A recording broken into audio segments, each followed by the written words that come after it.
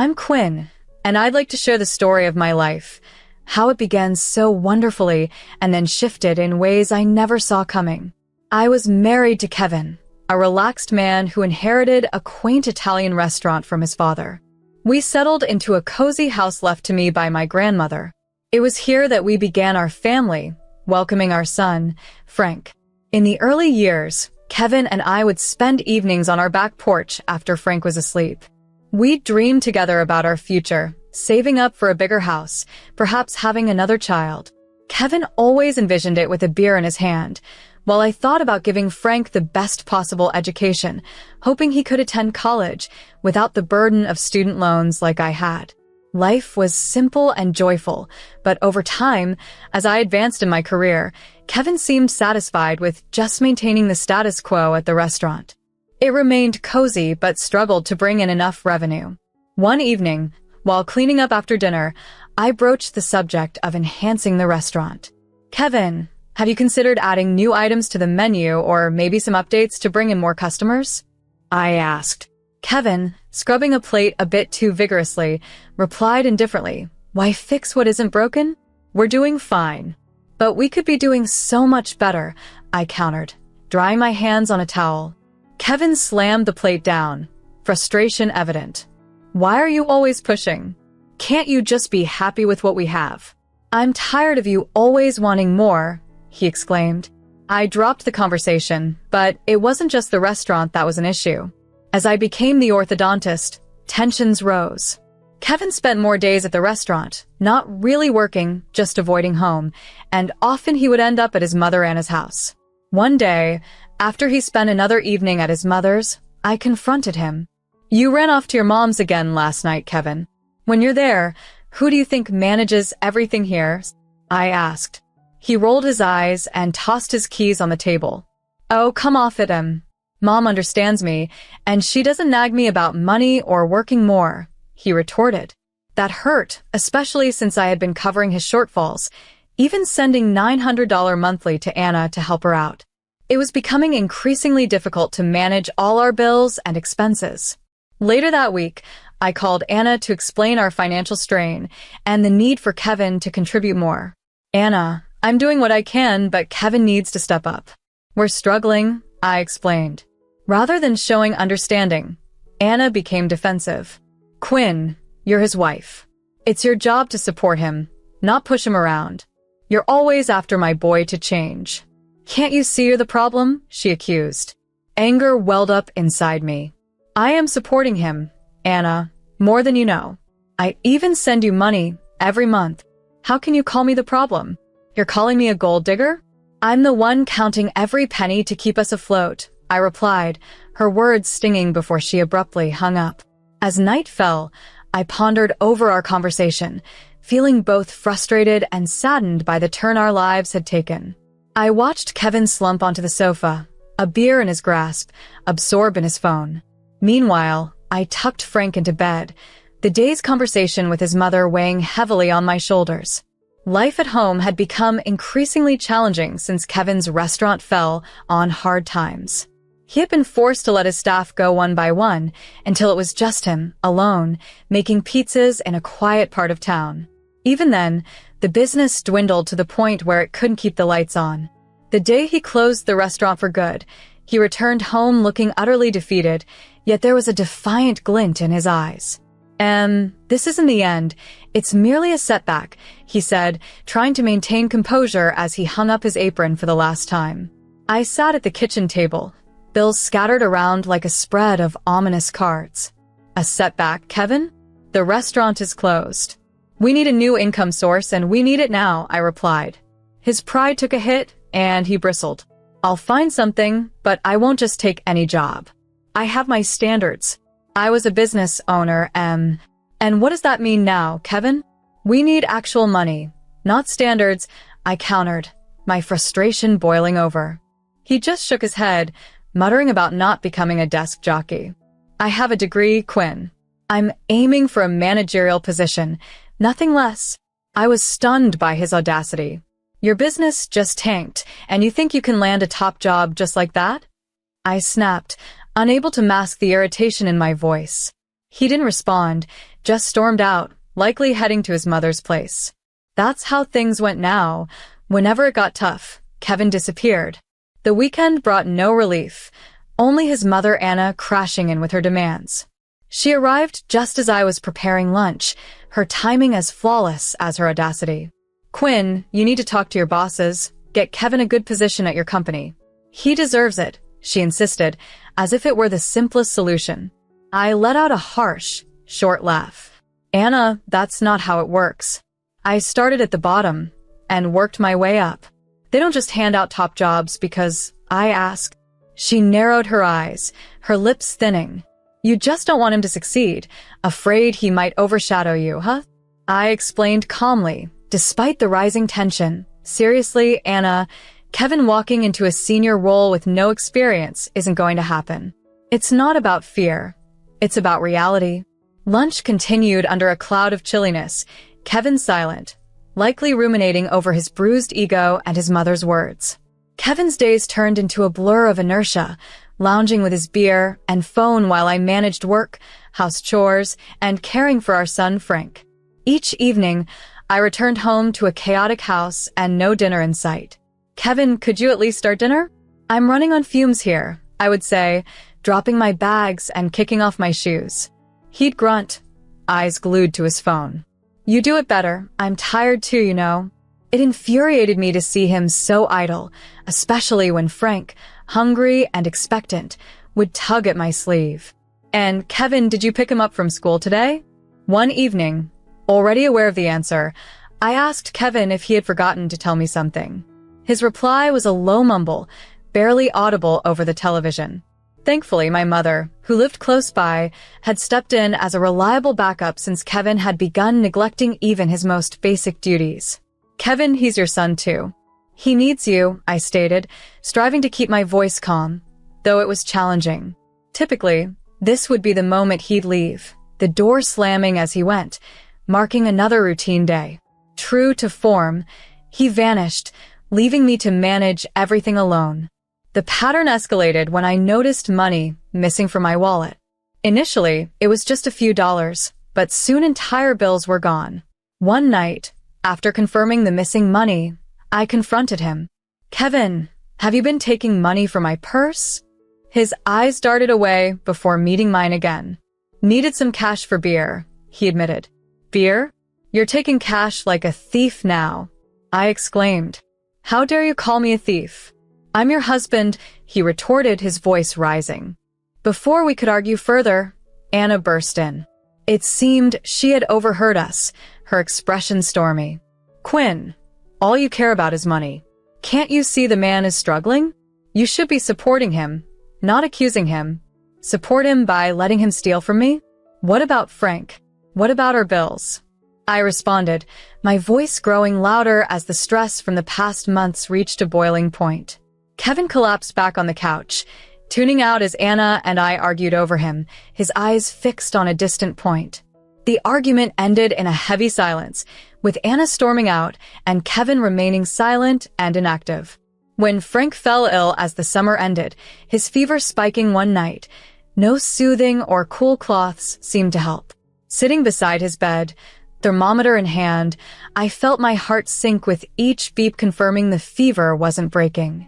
Kevin, as usual, was no help, engrossed in his phone on the couch. "Kevin, can you check if we have any more fever reducer?" I asked, trying to stay composed. He grunted and slowly got up, but I knew it would be quicker to do it myself. Frank was softly whimpering, clutching my hand, each moment precious. After a quick kiss on his forehead, I rushed to the kitchen myself. The next morning, the doctor stressed the need for medication and tests. "Better to be safe," he advised, noting down his recommendations. Tests meant more expenses, far beyond what was left after the bills and Kevin's unchecked spending. Heart pounding, I transferred the last of our savings for Frank's treatment, including the $900 usually reserved for Anna. It was the only way. No sooner had I made the decision, Anna stormed in, furious. "Quinn, where's my money?" "It's the first of the month," she demanded. I was repacking Frank's small backpack, ready for another doctor's visit. "Anna," I began, bracing myself for another confrontation. I had to allocate the funds for Frank. He's gravely ill and needs them for his medical examinations and treatments. Anna's gaze hardened, her lips pressing into a thin line of disapproval. Do you really expect me to believe you don't have other money? That was my money, Quinn. I need it, she declared. I took a step back, raising my hands defensively as my maternal instinct surged. Frank is my priority. He's just a child, he's unwell, and he needs his mother to look after him. I won't apologize for putting him first. Well, I should have guessed you'd do something like this, holding money back for me for that boy. Anna spat the words with venom, as if they were a poison that pained her. That boy, Anna? That's your grandson. How can you be so heartless? I shot back, my patience wearing thin. I don't need a lecture from you, Quinn. Just make sure you pay me by tomorrow, or you'll regret it, she hissed, anger twisting her features. Her threat lingered ominously in the air, but the sight of Frank, weak and delicate in the next room, fortified my resolve. Leave my house now, Anna. I won't tolerate threats under my own roof. Not today, not ever. Anna seemed poised to argue further, but the firm resolve in my gaze silenced her. She stormed out, slamming the door, leaving a heavy silence in her wake. Kevin left quietly after her. I went back to Frank, my hands trembling as I gently stroked his hair. He looked up at me with trusting, pain-filled eyes. It's okay, baby. Mommy's here, I whispered, kissing his forehead, my resolve hardening. The days became a blur of hospital visits and sleepless nights. Kevin's absence was a quiet relief, no more arguments or scornful glances. But after a week of strained calm, I sensed something was wrong one Monday afternoon. Checking my bank app, my heart sank as I saw large withdrawals had nearly drained our savings. Panic clenched my chest as I scrolled through the transaction history, each withdrawal a betrayal. Calling Kevin was futile. He hadn't answered in days. Resolutely, I blocked the card to halt his theft. Amidst the turmoil, I realized the depth of Kevin's selfishness. A week after he disappeared, Kevin returned, not alone but with Anna at his side. They found me amidst a chaos of Frank's toys and medical bills scattered on the living room floor.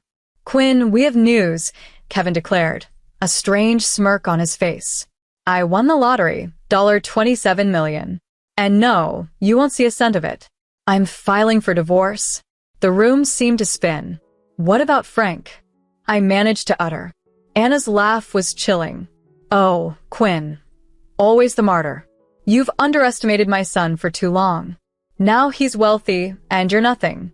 He'll find someone better, someone younger. Kevin nodded, picking up a duffel bag by the door. Yeah, I'm moving out to live with Mom. You'll manage on your own, won't you?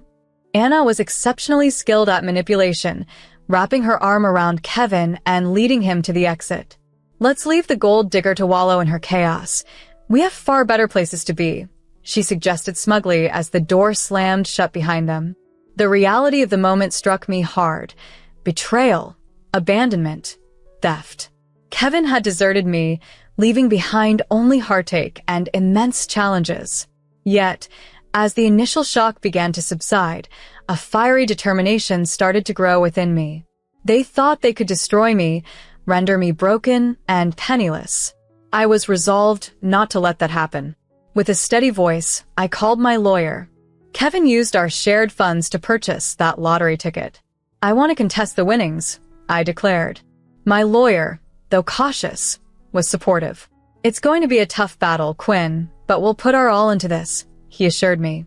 Hanging up the phone, I felt the weight of the upcoming struggle settle on my shoulders. Yet, there was a newfound strength in me, tempered by this betrayal. For myself, for our son Frank, I was ready to fight, not just for survival this time, but for justice. As the court hearing neared, my lawyer, Mr. Adam, and I were engulfed in a whirlwind of preparation. We meticulously compiled every shred of evidence, bank statements, financial records, anything that demonstrated how I had financially supported our home while Kevin contributed nothing. Quinn, it's a solid case.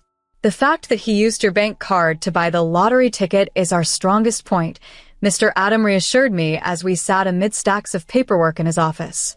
With the court date looming, tension simmered just beneath the surface of my everyday routine. Then, just 4 days before the hearing, Kevin and Anna made an unexpected appearance. I was in the kitchen, Frank playing at my feet, when I heard the car door slam. They burst through the front door, their faces red with fury. "You're really going through with this? Suing your own husband?" Kevin bellowed, his voice echoing through the small room. Anna quickly joined in, her tone sharp and spiteful. "Greedy. That's what you are, trying to claim what isn't yours." I stood firm, feeling Frank press against my leg for comfort. "It's not just Kevin's money. He bought the ticket with our joint funds that I provided because he wasn't contributing," I countered calmly, the anger from their accusations fueling my resolve. Kevin's face contorted with disdain. "It's not about control, Kevin. It's about fairness. You left, remember? You and your mother mocked me, said I'd be left with nothing." Their shouts could have escalated further, but I was determined not to let that happen in front of Frank. "You need to leave now." "We'll settle this in court," I said firmly. Their departure was loud and chaotic, but once they were gone, the house felt somehow clearer, purer. I hugged Frank close, whispering reassurances that everything would be all right. In the courtroom, the atmosphere was tense. Kevin sat across from us, his lawyer whispering in his ear, while Anna glared at me with hostility. When Mr. Adam presented the bank statements and financial records, the evidence was undeniable.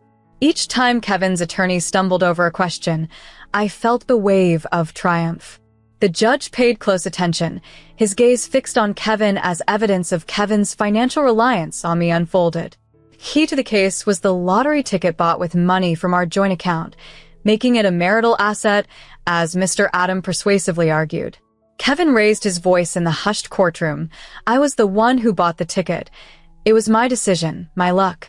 But the judge quickly retorted, "Not your money, Mr. Thompson, and unfortunately for you, luck does not supersede the law." After prolonged deliberations, the judge handed down his decision. It was clear from the presented evidence that Mr. Thompson was financially dependent on Mrs. Thompson during the purchase of the ticket, thereby deeming the ticket a marital asset. The judgment awarded 4/4 of the lottery winnings to Mrs. Thompson and 1/4 to Mr. Thompson. Both Kevin and Anna were visibly shocked, their faces a canvas of disbelief. Months later, after the dust settled and the divorce was finalized, I began to embrace a brighter future shaped by the court's decision. Aware of the tales of lottery winners who squandered their fortunes, I reached out to Ethan, an old college friend who had found success in finance, for guidance. Over coffee, we discussed strategic investments in technology and renewable energy, as well as setting aside funds for my son Frank's education. Ethan's advice proved invaluable. Meanwhile, Kevin and Anna's approach to their share of the winnings became town gossip.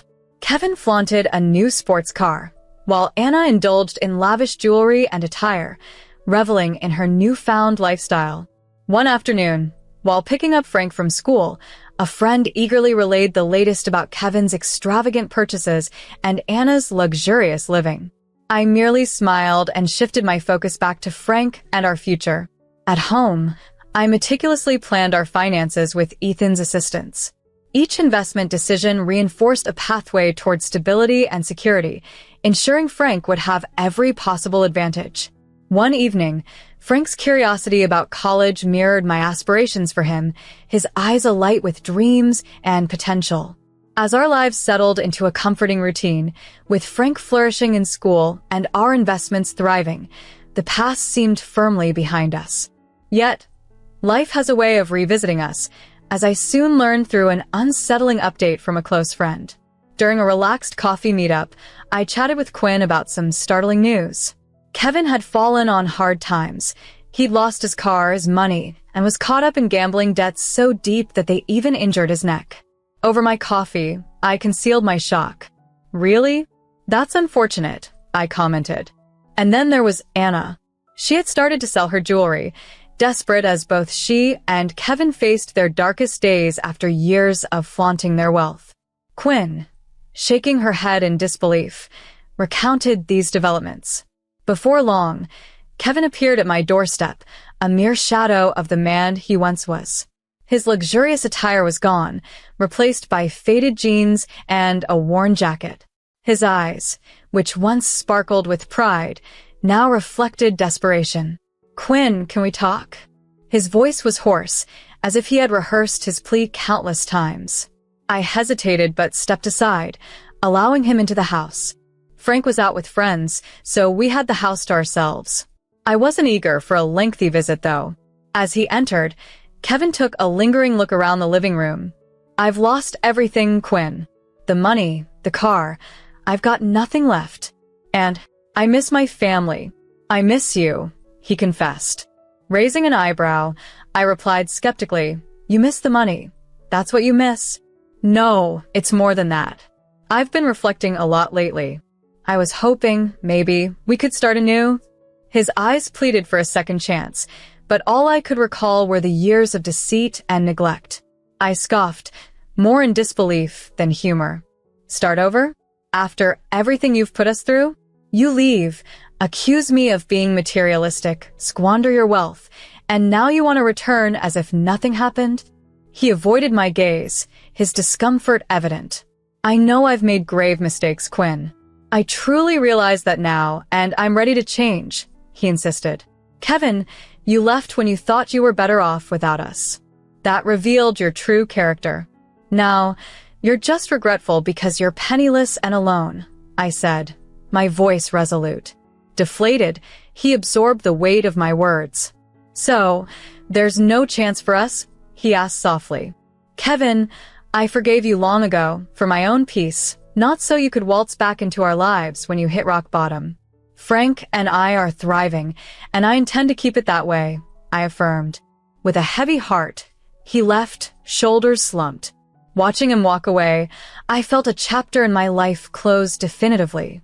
Later, as I picked up Frank, his laughter filled the car, affirming the true richness in our lives.